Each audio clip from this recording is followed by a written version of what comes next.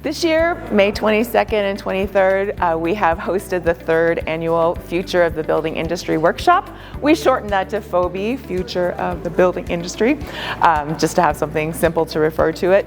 But our vision was that every year we bring together our faculty, our students, PhD students from other institutions, peer institutions, as well as top industry people in various areas to brainstorm about how we can push the future of the building industry. That this is an awesome opportunity to bring people together who have a variety of different backgrounds and experiences and knowledge from different disciplines, so that people who understand and know a lot about aging can talk to folks who know a lot about the future of buildings, so that we can coordinate our activities and think about how we can best meet the needs of people as they age in the future. Really grateful to come to this event because a lot of my work isn't in the aging population space, and I think that was a blind spot for me in understanding how the aging population works in the models that I look at and in the field studies where we're trying to document how the population as a whole is behaving, but the aging population is a key aspect of that. And over the past day and a half, I've gotten to get a lot more information about how we can incorporate the aging population and ensure that we're providing things like universal design and equity in the design of our solutions for those communities. I think that this workshop is pretty interesting. I just noticed, I just heard about it this year, and when I look back last year and previous year, I saw how interesting it would be for me to come and see this, to have this experience.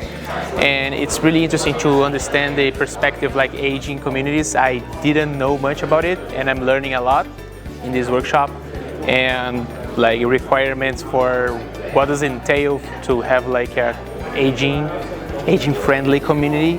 I never heard about this, and now I'm it's pretty interesting to see how it is. Here's the thing that I'm most amazed about is that everyone it's like they're using the same talking points. There's so much agreement with the various speakers that I've heard so far about how we're talking about issues of aging and the importance of helping people to make those choices and to age in place. It's gratifying to see that we all sort of see the way we have to get there. Now can we all use our own disciplines and our own background and our own experiences to help the greater good to get there.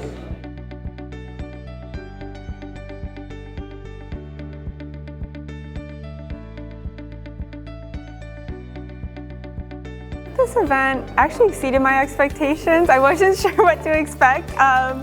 I haven't heard much about the location in Omaha, but it's been really beautiful. The town was great. I think the keynote speakers that they brought together at this conference and all the facilitators have just been so engaging and kind. I've really learned a lot. I've met a lot of really interesting people that I think I'll build connections with moving forward in the future. So yeah, it's been a really great experience.